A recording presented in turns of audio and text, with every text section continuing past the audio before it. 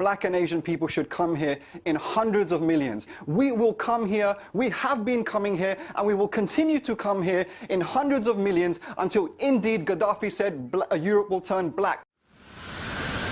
It's been 1 year.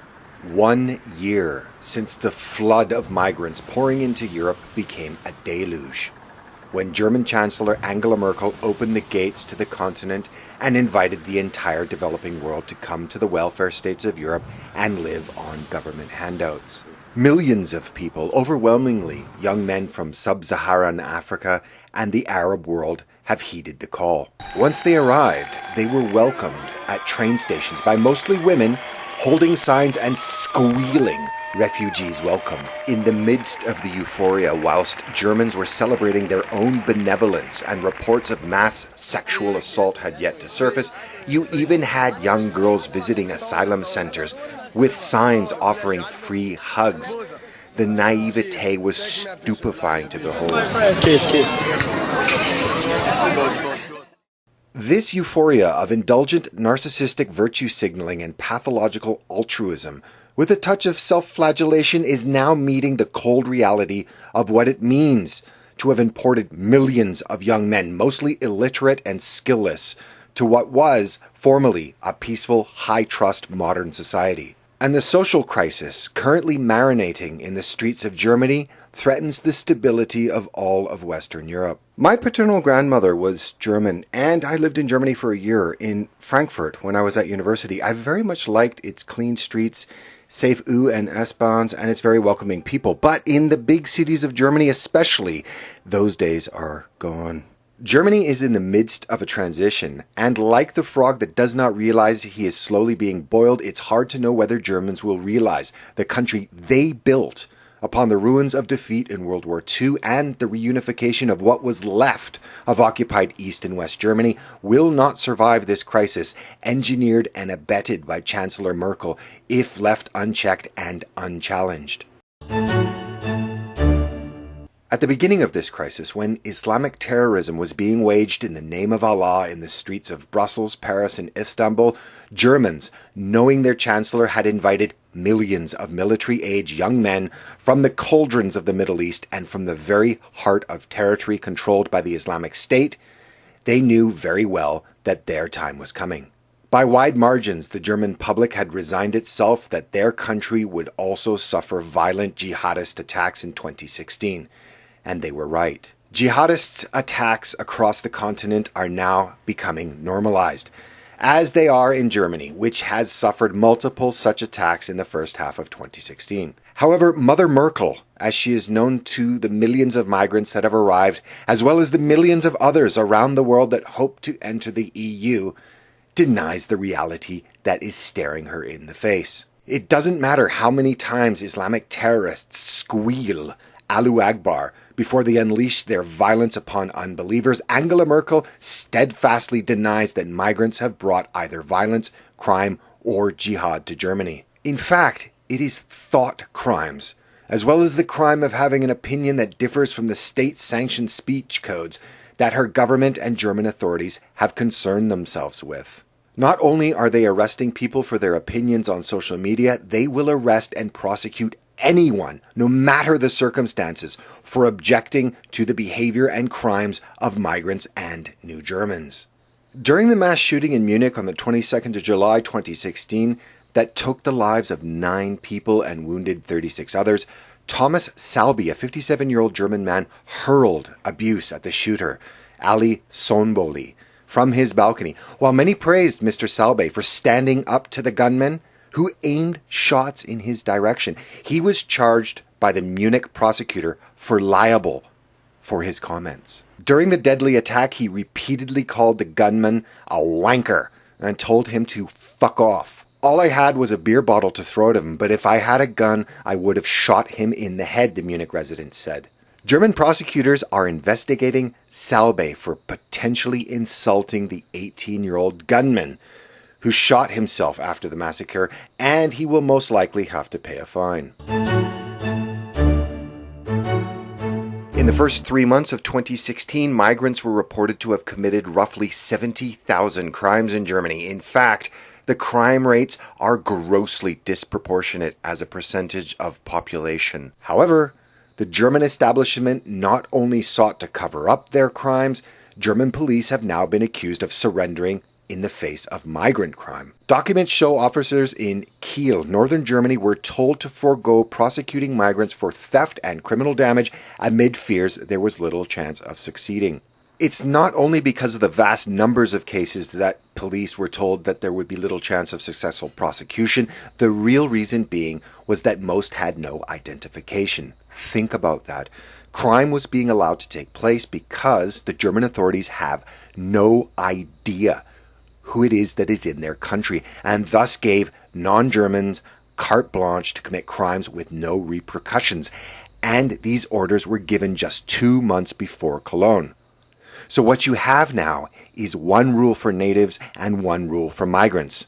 And the migrants know it.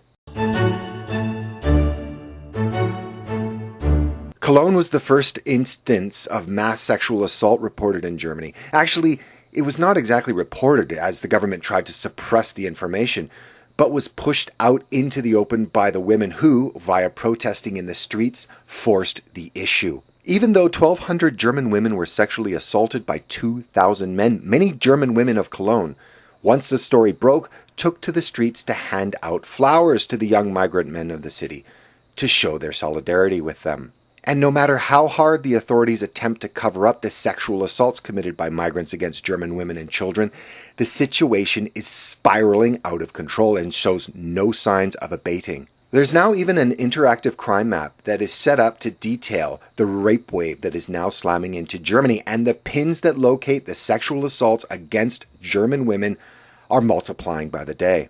I've gone into detail in another video about the horrifying new trend of Taharush, or the Arabic rape game, that is now descending upon women of Germany, where they are surrounded by large groups of migrant men and violently violated and sexually assaulted. As well, I've made a dedicated video on the new phenomena of migrants and their sexual emergencies, whereas women and especially children are now en masse being the victims of sexual assault in the swimming pools around Europe, but especially in Germany. And like Sweden, which has become the rape capital of Europe, and this summer introduced "Don't Rape Me" bracelets in an attempt to curb migrant sex attacks upon Swedish women at summer outdoor concerts, the German authorities have come up with an equally useless stopgap measure to help reduce migrant sexual assaults in German swimming pools.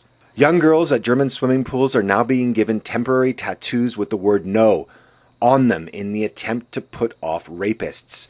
The stick-on messages say no in German and English, but strangely not in Arabic, and officials hope they will lead to a fall in sexual assaults at public baths. The overall safety of women and children has become a very real problem in Germany and looks to only worsen as time goes by. Retired Syrian professor Bassam Tibi of Göttingen University, and with fellowships at Princeton, Berkeley, Harvard, and Yale, has said the mass sex attacks in Cologne were the result of the migrants' value system. A value system that is incompatible with modernity, and that they are furious at not being given a luxury lifestyle, and they intend to humiliate Germans. The professor revealed that Arabs believe themselves to be honorable and that Germans are not, as German women are allowed to sleep with everyone. The decorated academic said that police's fear of the racist accusation is greater than their fear of the decline of public order. This, he contends, leads migrants to view German police as wimps. The political scientist noted that taxpayers are providing migrants with far more than they could expect even with wages in their homelands, but warned they find the hospitality insufficient. He asserted that Arab migrants see slut German women as fair game for assault, and warned that the country is set to see big social conflicts as a result of Angela Merkel and EU open border policies. Professor Tibi argued that sexual assaults on German women are driven by vengeance for not being given nice cars and flats. He also pointed to Syrian culture playing a part. If such men do not get what they expect, they are angry, in the culture I come from, you want to humiliate people who make you mad. In the Orient, to humiliate a man, one rapes his wife. My guess is that these young Muslim men wanted in Cologne to humiliate the women, and behind this humiliation is the humiliation of the German man. The woman is an instrument for it. Syria and Russia have been blamed by the mainstream media for the weaponization of migrants in Europe. However, it is Recep Erdogan, the president of Turkey, that has threatened to unleash millions from around the Muslim world upon Europe should his government not be given billions of euros as well as visa-free travel within the Schengen zone. He holds the Islamic migrants like a dagger to the throat of Europe, while his fellow countrymen, now into their third generation in Germany, are being pleaded with by Chancellor Merkel to show even an inkling of loyalty to the country that has taken them in. Many have little loyalty to their host country, and Ms. Merkel's government is nervous of the tensions in Turkey spilling over into Germany.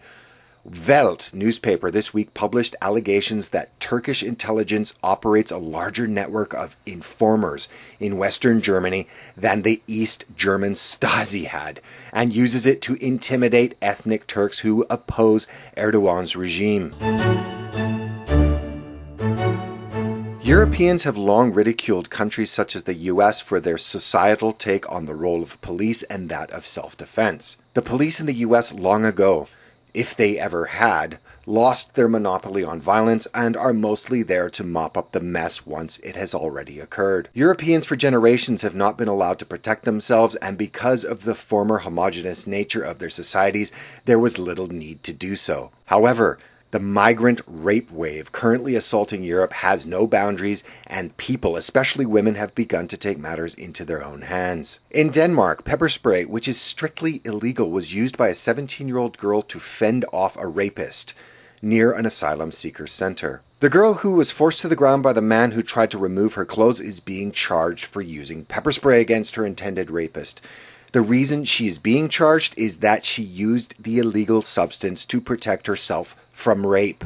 In Austria, shotguns have been sold out and firearm sales are up by 350%. Sales are also surging in non-lethal weapons such as tasers, pepper spray, and blank-firing guns amid unease of the crime and rape the migrants have brought with them. In Switzerland, the importation of jihad and criminality to the continent has triggered a run on guns, with all 26 cantons showing year-on-year increases in the application for firearms ownership. In the Czech Republic, the number of gun permit holders grew to nearly 300,000 in the first 5 months of 2016. In Germany, the population is not allowed to protect themselves from the violent crime and jihad that Angela Merkel has foisted upon her nation. Thus, pepper spray has been in great demand, as have blank firing or starter pistols since the beginning of the migrant influx. In fact, there is such a demand for self-defense weapons in Germany that pepper spray is now being sold by the largest German drugstore, DM. Citing growing demand, pepper spray is being added to their normal product line of non-prescription medicine, cosmetics, and household products. There are now even calls by the fastest growing party in Germany, the right-wing Alternative for Germany, to legalize gun ownership in the country because, as they say, the government has lost its state monopoly to protect its citizens, especially in thinly populated areas. This is Germany after 1 year of the migrant crisis that was encouraged and escalated by Chancellor Angela Merkel, and she has refused to change course. And now that Chancellor Merkel's invitation that all the world is welcome and that there is no upper limit to the number of young men that Germany can absorb, new sources of migrants have appeared this year. The southern migratory route may be closed, but the eastern one is open. Germany's border with Poland is now seeing massive inflows of men from Chechnya, a Muslim republic where separatists have fought several bloody wars against Russia. This new influx of migrants is largely going unreported in the mainstream media, and this is understandable as the police have strangely been very candid in the belief that even more Islamic militants are arriving, as well as their total inability to vet this newly arriving population. Merkel has divided Europe, and has even been blamed for contributing to the UK's population's desire to leave the EU through Brexit. Moreover, with the discord she has sown, the breakup of the EU over her failed migrant policy is now not an impossibility. But how many rapes are too many rapes? How many crimes against persons and property is too many? How many people need to be killed in jihadist terror attacks? How much money can be spent on maintaining this army of young and essentially unemployable men? Surely it has been shown that Germans will tolerate the crime, the jihad, the costs, and the raping of their women and children. But when is it too much or too many? Germans have been indoctrinated for over 70 years of their collective guilt with regards to the Second World War. The minuscule numbers of Germans that were actually held responsible by the victors of the war have long since perished. Today, most Germans are more frightened to be called neo-Nazi or racist than they are to have their children or wives gang raped, their country pillaged, and their very lives given up on the altar of tolerance and diversity. Having watched this year-old crisis go from vapid platitudes and childish naivete to the authorities now considering the introduction of the military to patrol the streets of Germany, has been breathtaking in its escalation and would be comedic if the stupidity of the virtue-signaling political class in concert with a large segment of the zombified population was not so destructive. The next 5 years will either seal Germany's and with it much of the rest of Western Europe's fate, or there will be a rebirth in pride and a demand for the continued existence of Germany as a German nation, and for Europe's culture to remain Western in character. Which will it be is hard to tell, but one thing is certain. It will get much worse before it gets better, or before Germany is no longer German. Please consider subscribing to this channel. It will be updated regularly.